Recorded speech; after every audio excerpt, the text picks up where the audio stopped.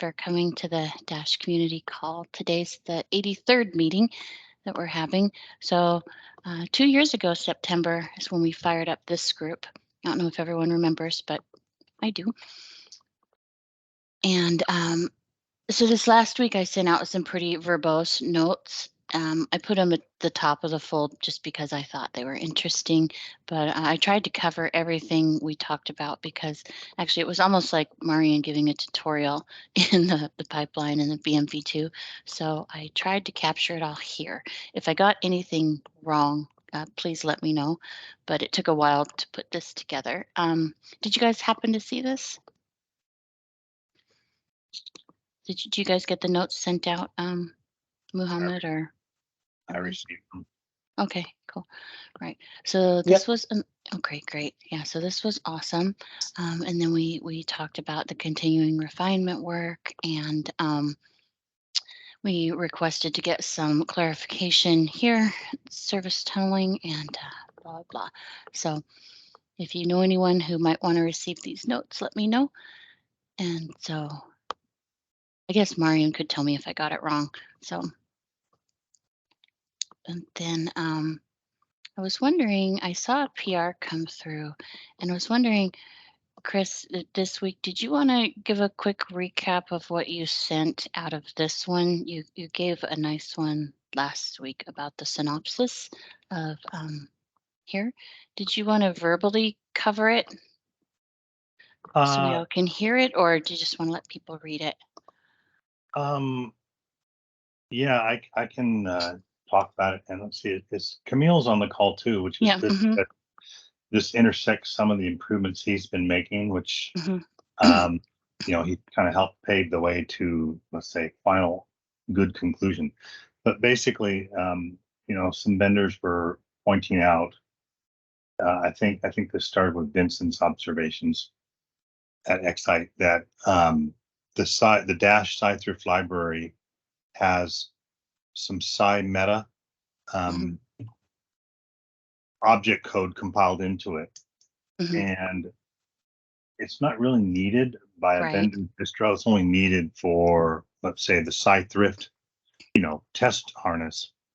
And for some reason, the way the SAI thrift server code was structured, it expects these routines to be in the vendor's lib sai, but it really ought to just be compiled in the SAI, let's say, SAI thrift server harness, and not required to be in the vendor's code.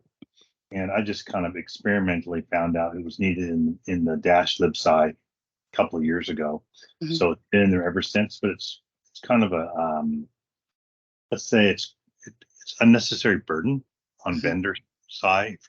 And so the hope was to move that code linking and compiling into the SAI thrift server itself. And I'd asked for others to look into that who were responsible or familiar with the SAI thrift server. So that's kind of where it stands. And Camille's been making a lot of nice overhauls to the SAI thrift server. He's got the compilation time cut in half.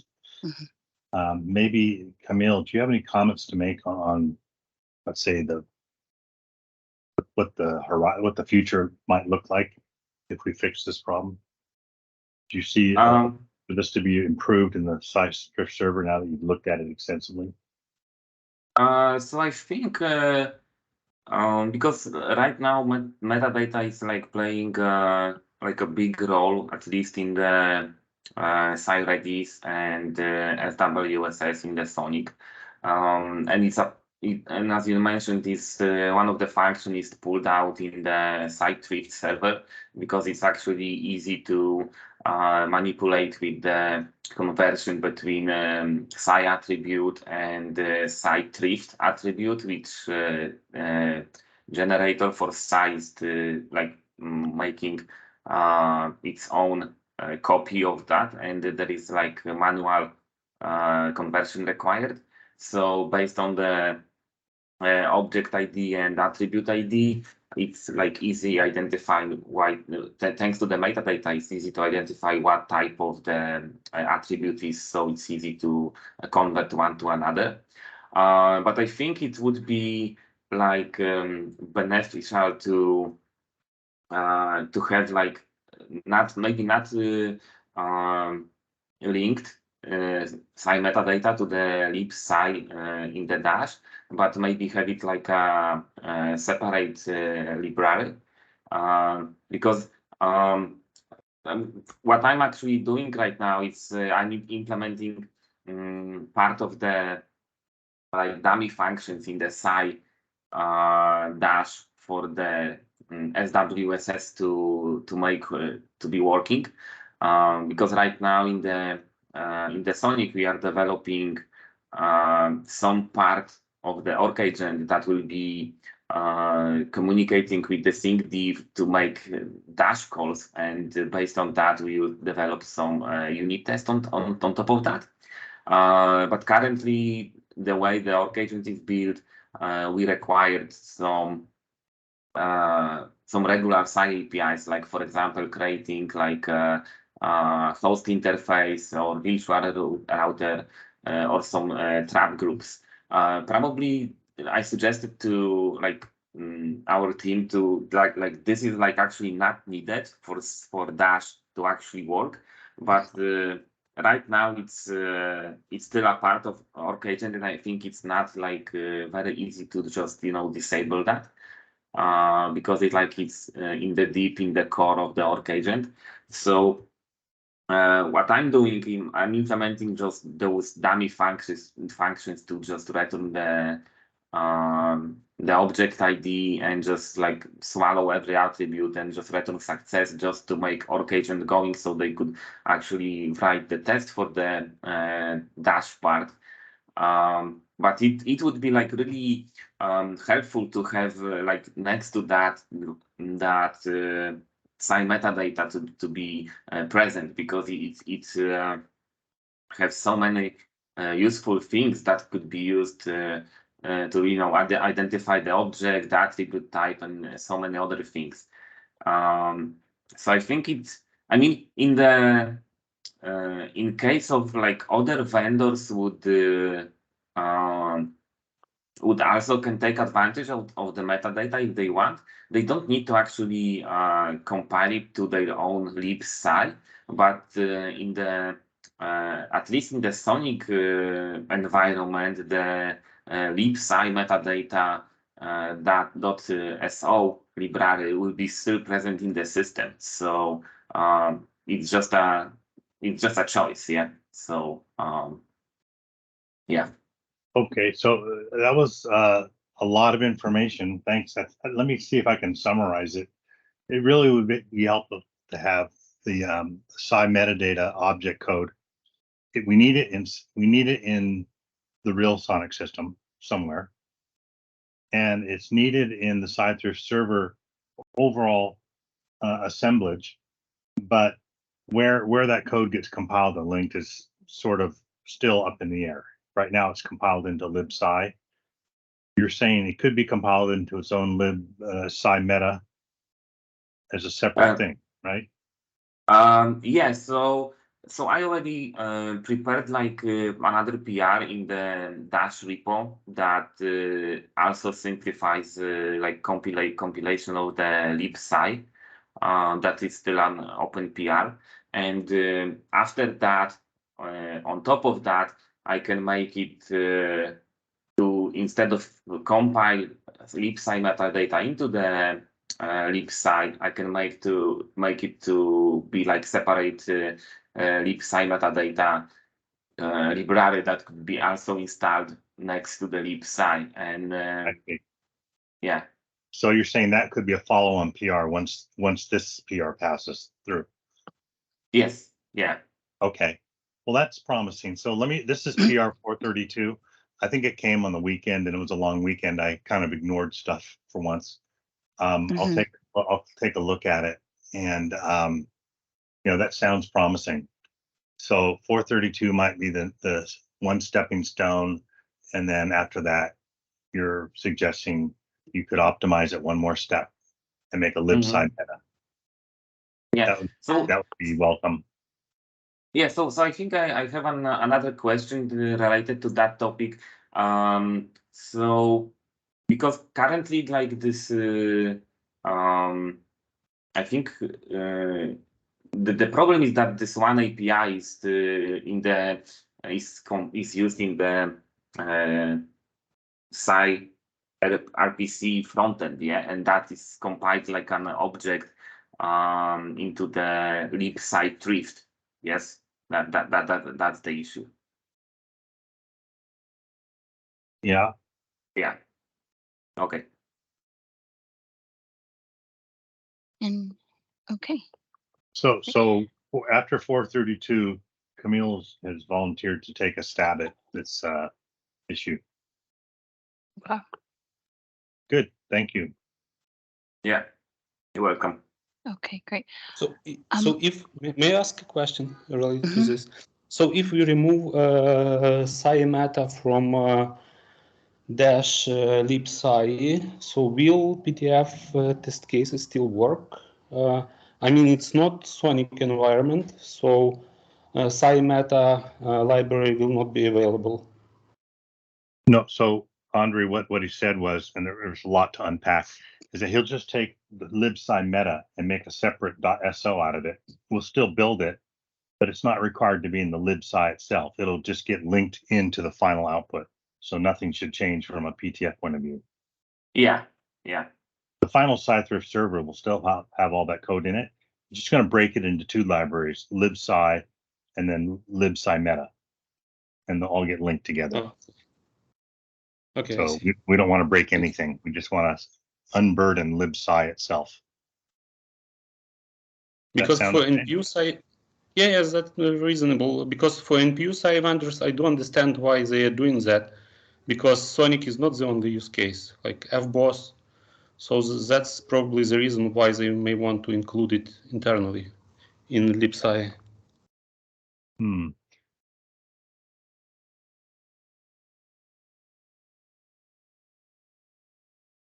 Well, then maybe y'all can get together and talk. Yeah, we'll take this first step and then we'll try the next one. Okay. Since Prince is on the call, I was hoping to ask about this clarification on service tunnel inbound processing. I'm hoping it was a simple question. Prince, did you have a second to look at this one, or maybe we could talk about it on the call? I took a look at this, so I didn't go in detail. Bud had asked, and he's on the call, so maybe we can verbally talk about it. But Bud, do you want to summarize what the question was? Yeah. So I just looking for clarification on the inbound processing side for service tunnel.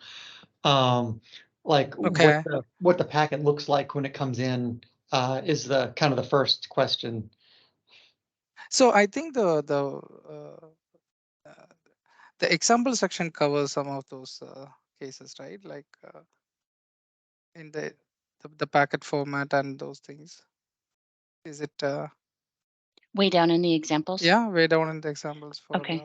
All right. And I did see it was, is that 362? While I'm scrolling here. If you go to the private link section, then. Okay. Yeah, I'll grab it. Yeah, it's almost all the way down. Yeah. Okay. Sorry, I don't want to encap memory. VNet to VNet. You can scroll down to private link. Service tunnel. Yeah, go further down. Okay. There we go. Yeah, here. So down, these are the schema sections, and then route table, VNet mapping. Correct. And then let's say if you scroll down further, this explanation contains, like, let's say if the packet is destined to this 10108, from that will be the original packet, right? And then how the transformation happens from this one to the V6, and then after V6, then there will be another layer of encapsulation with the again V4 using the VPIP, right? So that's how the transformation and the from the original packet looks like. Yeah. Okay. Oh, so the question was on the inbound processing. Oh, because this So is outbound. yeah. So I think it is also mentioned that like based on the outbound, there will be an inbound flow created, right? So in this model, right? The expectation is there's no inbound, or like there's no initiation from the inbound. The flow is always created by the outbound, and then from that outbound, a reverse flow will be The created. SLB mux and not of the NSG appliance. Is that what you meant? We Bruce? actually have a metadata showing the packet. I'll Do you send want it to to the present chat. it? Okay. Yeah, I can send it to the chat. So Okay. I think the question is more about like the packet format instead of like packet pipeline processing. So in here we have the SDN pipeline basic element doc, and here we shows it shows like private link how the packet actually looks like. If we scroll down a little bit, we'll see like service tunnel one. So this one is for private link, and this one is for yes, service tunnel. Okay. Yeah. Let me pop this open. So. Yeah. Okay, so So we I start think at start at 1 here. 1, 2, 3, 4, Yep. 5, like that. Okay. Yeah, and then we can see how the packet gets transformed exactly for each VM on both sides, and how the return packet looks like. So I think I believe the question is then how the return packet looks like, which goes to step 16 in this case. Step 16. Okay. Here, source mux. Yeah, actually 15. Sorry. Okay, sorry. 15 here. Yeah. Yeah. So that goes to the 13. So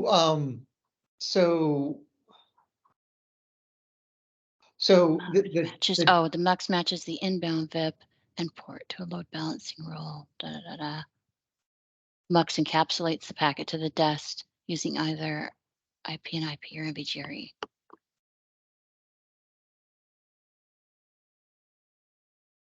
Mm-hmm. Yeah. Does this answer the question? Kind of. So I mean, Okay.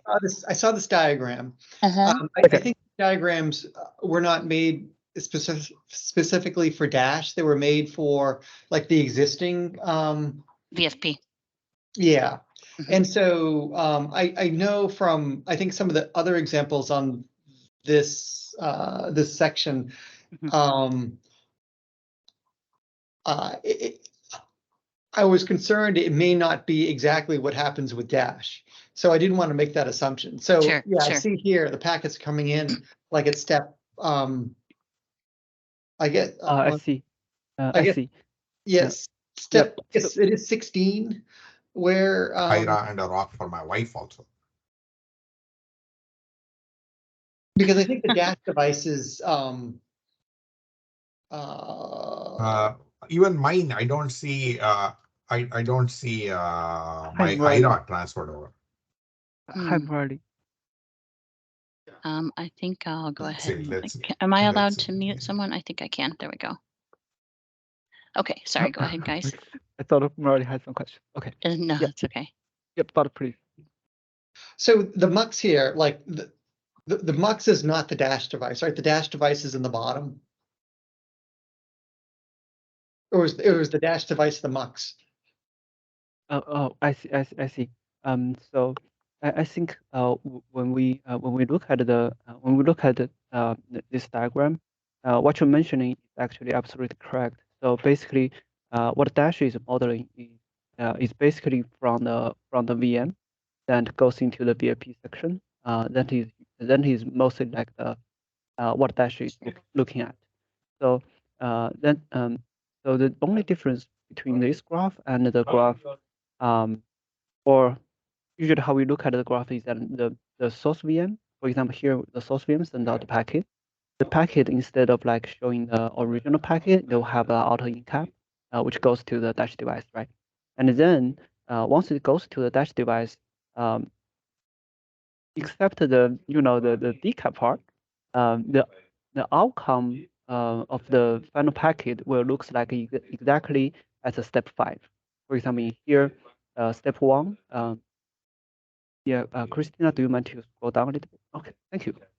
So step 1 will have the original packet, then goes to step, let's say after the step 1 goes into the VIP section, it will have all the encap. Then after the entire VIP processing, like on the step 5, we should get exactly the same packet as the diagram shows. And then it will go to the destination. Destination does the same thing, goes to the mux. Mux is not in the dash device, it's out of the picture, out of the dash modeling. Path, out of the path. Yes. And then it goes to the mux. Mux does whatever it needs to do, send to the other VM, and then the packet comes back to the source mux, then goes to actually 16. And in the 16, this is when where we will receive the packet. So the packet will have 2 layers of encap, if I remember correctly, or 3 layers in this case. Cherry. No, the original incoming packet will have 3 layers, and the mux's encap will be blindly decapped, right, based on the key. Yeah. So then, okay. Yeah. So then will be the packet will receive, and then it will go through the the dash pipeline again. In the return path, we should be doing the flow match because of inbound, and then to transform the packet back to the step 20, but with encap on top of it, which sends to the actual VM. And that's the whole pipeline. Okay, so when it comes into the dash device on the inbound side, it is double encapped. Yeah. It's that purple, red, orange block in the upper left. Yes. Okay.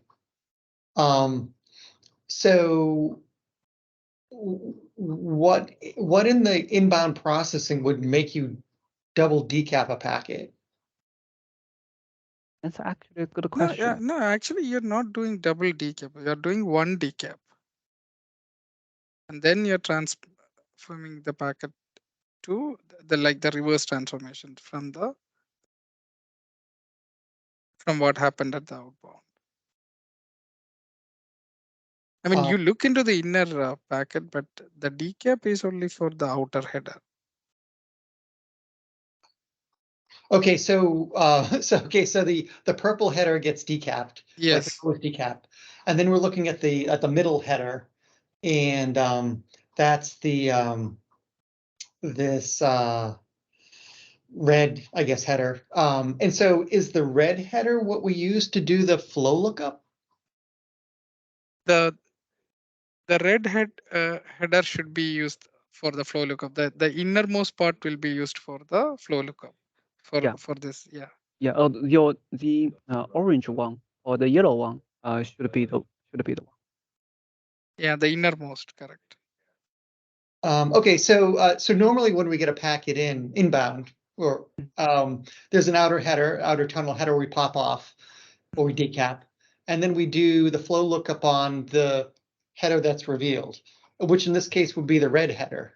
And here you're saying it's not going to be the red header, it's going to be the orange header instead. Is that right? Yes. So how would we know to, I guess, to go one more level deep? Like, what's the trigger for that? What's the logic for that? Yeah, I think that's a really really good question. So Prince, I'm not sure if we actually have any modeling currently in the dash at this very moment for the double encap. Right. If I remember correctly, it's just 1 layer of encap does the ENI lookup, right? Yeah, but in the, let me check this thing sometime.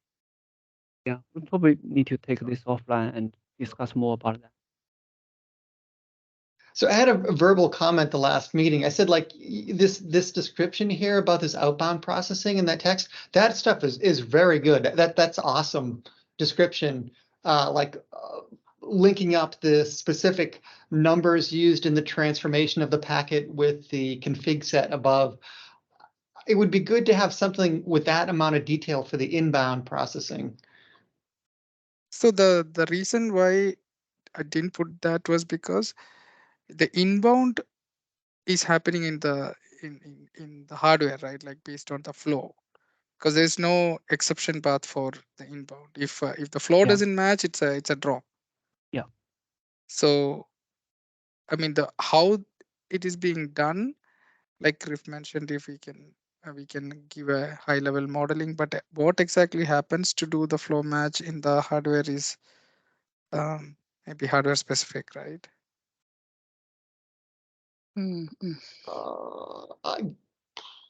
So the thing is, like, I think in the description above, right, about ST and PL, we have clearly mentioned that if in the inbound, if that is the first packet, then it is expected to be dropped instead of it should always match a flow which is created based on the outbound. Mm-hmm. Yeah, Oh, that's called out, but that, I mean, we are modeling things differently as well. So once that model comes, we may have inbound initiating traffic, but as of now from this documentation, it's Outbound. expected to be only outbound. Okay, so I guess like just in general, the things that aren't described clearly enough here for me were like what the format of the packet is coming in, like what's the header stack, what gets decapped from that packet, and what the keys are for the flow lookup. Like I wasn't sure if it was like the middle stack, the IPv4 addresses, or the innermost header stack with the IPv6 addresses. And yeah, but see, in the outbound, if the routing action is double encap, then in the inbound we can expect double decap scenario, right? Or looking into the deeper, that depends on how you set up the flow lookup. I think this is the problem here is that because Mux is outside of the dash pipeline, and then extra incaps coming from the Mux. It's not coming from the dash pipeline. So the dash pipeline is not be able to create a flow that starts a double incap. And also in the inbound path, if my understanding is correct, the contract lookup is after the ENI lookup, which means that the auto incap is already decapped before we do the the flow lookup. Yeah, that's right. Yeah, That's right. So yeah, that's why we need to think about like how to deal with the double incap, because we need to make sure the innermost packet is exposed before we do the flow lookup. And in this case, we'll have the 2 layers of incap. So we actually need to parse 2 layers of incap to actually expose the innermost packet out to actually make the flow lookup work. That is my understanding, and I think that is what Bud is also mentioning. But did I get you right? yeah, that's right. And in addition, I mean, assuming that both outer encapsulations are decapped and we're left with just the inner, like in this case, TCP packet. So that packet is an IPv6 packet, right? Yes. And so in the outbound processing where we created the flow table entry or entries, we need to create an IPv6 flow entry that would match on this incoming IPv6 header. Is that right? Yeah, because this is a in the outgoing path there is a 46 action, which should be able to get us the 64 flow created. Okay, and so in the outbound processing, if I can summarize, creates 2 flow entries, one v4 flow entry for subsequent outbound packet And then a V6 entry for the inbound packets. Yes, yes. Okay. Yeah. V4 for the forwarding and V6 for the reverse. Okay. Yeah. So I think the only missing piece is that when the return packet comes back, we probably need some description. Let's say how to handle the double encaps, how to handle double encap before we doing the flow lookup. As long as we have maybe 1 or 2 steps over there, say then okay, when the packet comes back, and you will go through the inline lookup and decaps like the way we decaps the 2 layers of the encap, and then should be good enough for the description. Is my understanding correct? Yeah, I mean, as long as the sort of the logic is described, I mean, if we have to decap 2 headers, if the logic is decap 1 header, then look at the format of the middle, or I should say the next header. If it's GRE, then decap it again. I mean, if that's the logic, that's fine. I just kind of need to know what it is. Yep, that makes sense. Were you saying, Prince, it might vary based on hardware supplier, or so we don't always know? Oh, I think Prince means the flow lookup part. So Okay. flow lookup is based on different hardware maybe does slightly different thing. So then is for the flow lookup we will just say okay, we're doing the flow lookup, that is the reverse flow handling the packet. But before the flow lookup, there are like 2 stages over there. We probably need to describe that. So that's what about it. Okay. So the best way would be to navigate to the place in the document where you want the additional descriptions and do a PR, like put a suggestion or a comment or something in. If someone can get to it before I can, great. If you can't, I'll do it. And that's really helpful. So thank you, Bud. All right, thank you. Yeah. I just want to make sure we got to it this week. And then I know Kumarash had sent a note in about this one. What did he say?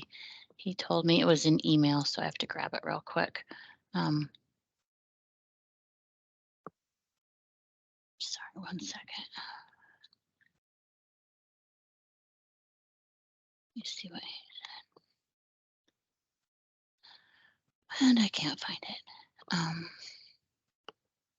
Oh, here it is. Metering scale numbers are in the HLD, 4,000 per ENI.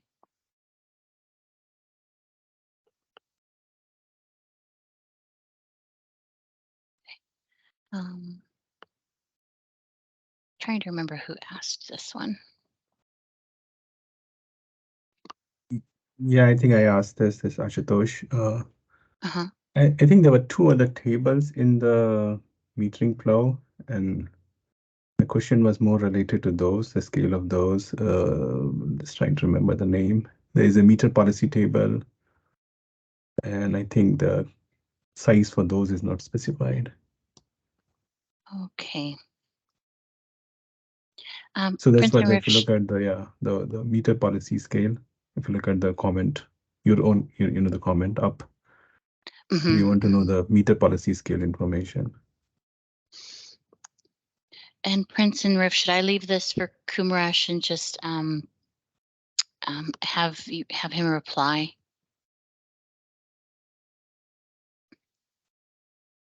This one, the meter policy scale is in the document, right? 4K per ENI. Yeah. No, but that is the meter bucket table, right? Okay. Oh, and the number of policies. Yeah. So this is what Kumarash pointed out here, and you wanted, and I'm sorry, who was talking again? This Prince Krishna. Not you. That's Ashutosh from Intel. Ashutosh, yeah, Ashutosh. Sorry. And where did you want me to navigate to, Ashutosh? Yeah, so just there is go slowly. meter Just go slowly policy. down. Yeah. Okay. So I need to navigate to the This is table 2.5. section. Yeah, 2.5. Thank you. Yeah. Thank you. Okay, I'll grab it. I'll go. Okay.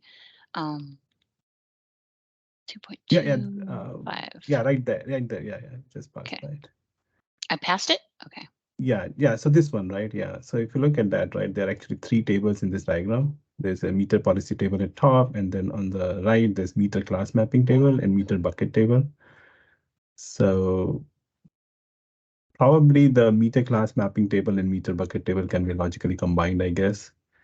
And then you can say it's a 4K buckets per ENI. So that part I think is okay. It's a table up there which is called meter policy table. I would just asking for the scale for that table. Yeah, I think I don't think we have exact data for that, but one thing is it's very limited number. It's not like high scale, huge scale. Yeah, like probably like 100 to 200 range per ENI, something like that. So basically the policy table is to cover a wide range of scenarios. It's more like exception cases, right? I mean, you apply policy probably to deal with more of exception case. Correct, Is it correct, true? yeah. Okay. Yeah, that's right. Okay, that's why the scale has to be, I mean, it doesn't have to be large. Okay. Yeah. Okay, I think that kind of answers the question. 100, 200 per VNI, I think answers my questions. Oh, okay. Well, great. And it seems like we got through a couple. I'll go ahead and close that one later. So we got through the things I wanted to do. I'll open it up to you guys on the call. Is Prince, Riff, is there anything you guys, Camille, anything you guys wanted to talk about this week? Anything you want not from me. Community help with? Okay. And again, everybody, I put it out in the notes, Riff had written an HA document if you wanted to go ahead and review that.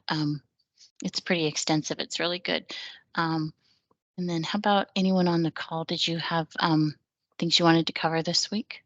I got a quick question for Prince. Mm-hmm. A while back, we talked about, repos being updated so that we can build the SONiC light version or whatever you call that on the DPU. Dash. I'm not familiar enough with SONiC, and I checked the repo about a week or 2 ago. I didn't see anything that was Dash related there in the build repo. Do you have an update on that? Yeah, I think the build repo is still working on that. It's not, some of the things are still not public to build a full image. I think it's an active work in progress, and we'll be soon getting there. But we have some repos like SWSS where the Dash code is public and merged. Yeah, I know that. Yeah. And I played with it before that was even published there, doing my own stuff for CND testing, and that's fine. I just wanted to, the do the full build and make sure that things were there. So yeah, so basically the build requires the hardware libraries as well, right? So that's what we are working on now. Okay. Yeah. Thanks. So maybe I have another question, if I may. Yeah, Camille. So there is this difference in the side headers because the BMW2 doesn't support this IP list, and currently there is like difference between what's in the side headers, which is generated from the Dash repo, and what is actually in the SAI repo. So is actually someone working on that to support that IP list, or is that just hanging in the air right now?